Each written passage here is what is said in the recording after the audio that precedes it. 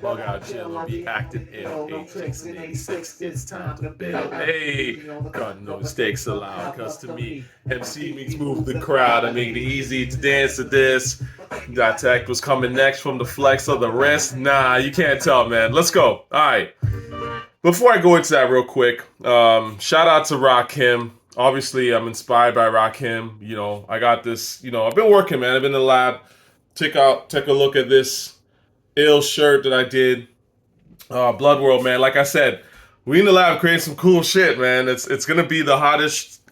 It's gonna be the hottest thing anyone's seen in a minute, man. Like I said, I'm a Squid Game fan. You know me, so I want to come with something that you haven't seen before, and you're definitely gonna get that with me. So let's talk about Ra for a second. I think personally, Rakim shouldn't have even commented on the Rolling Stone list. I haven't looked at the list in detail. It's Rolling Stone. I'm not going to look at it. I don't give a fuck what the Rolling Stone thinks who the top hip-hop anything are, respectfully. And the problem is that when you get people like Rakim who are so certified in hip-hop, even commenting on it, it legitimizes the list in a way. And I'm sure this stuff is designed, right? And Rolling Stone are very well connected. This is industry stuff, right? So they're able to try and find or somehow get someone of note to talk about it because it legitimizes them, even though they don't know what they're talking about, okay? I've heard little things here and there where I think Houdini's not even on the list. It's like, would you really listen to somebody who was listening to greatest hip-hop groups of all time and didn't put Houdini on it? Like, seriously, think about it. You know what I mean? Think about it. Put the City Girls on that shit. Like, what are we doing right now? Anyway, so Rakim shouldn't have even said a word. I don't care what the casuals think, because it's going to be a casual. Casuals, what they do is they roam the internet and they see what is like sort of in stone, right? So they know they got to mention Wu-Tang because that's obviously in stone. But then they'll throw in some other bullshit. I ain't got time for that. All right, Ghostface. My man. I saw Ghost recently. He came to Toronto and did a show. It was really last minute for me to go. Funny enough, my phone died right before the show, but that's how these things go. I was at Collision Conference the whole week.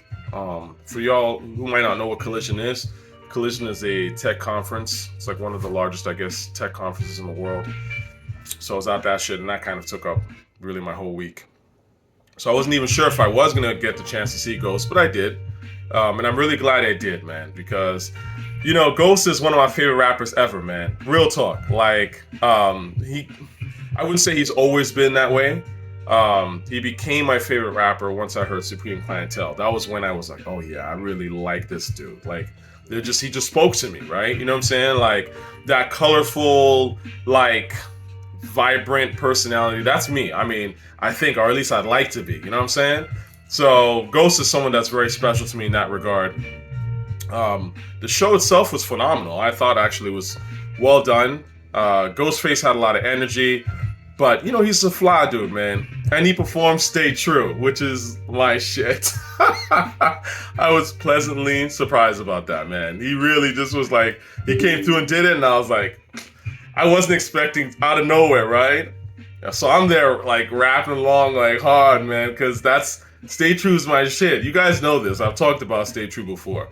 So what I thought was really interesting about the show was a couple of things. One was he brought Sheek from The Lox, which I thought was a pleasant surprise into the show as well. So it was kind of, Ghostface and, that thing that they do, right, with Ghostface and Sheek Luch, where they have a performance together. So that was okay. It was good to see Sheek there. I'm not as familiar with Sheek's material like that, but, he's all right. So, but the energy between them, the camaraderie is there. So I can understand why they're probably friends. They probably relate to each other on some level. You know what I'm saying? But, I mean, Ghost is clearly the better rapper. And I don't want to say that being disrespectful. I'm sure even Sheek would respect that and know that. But they do have that camaraderie. What I'm not sure about is whether they have chemistry, song-making chemistry necessarily.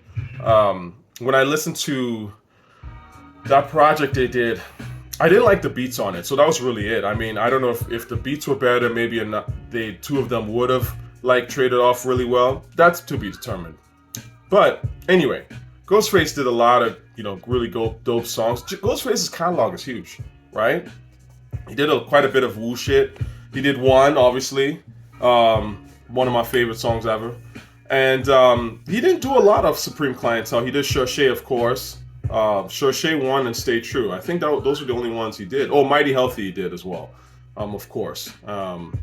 But there's so much stuff, man. Like, that's the thing about being a classic rapper. When you got so much material, like, your shows can go any kind of way because you might not perform 80% of your catalog, right? Like, of the dopest shit, but it's still a great experience, and I still feel like I got what I paid for. You know what I'm saying?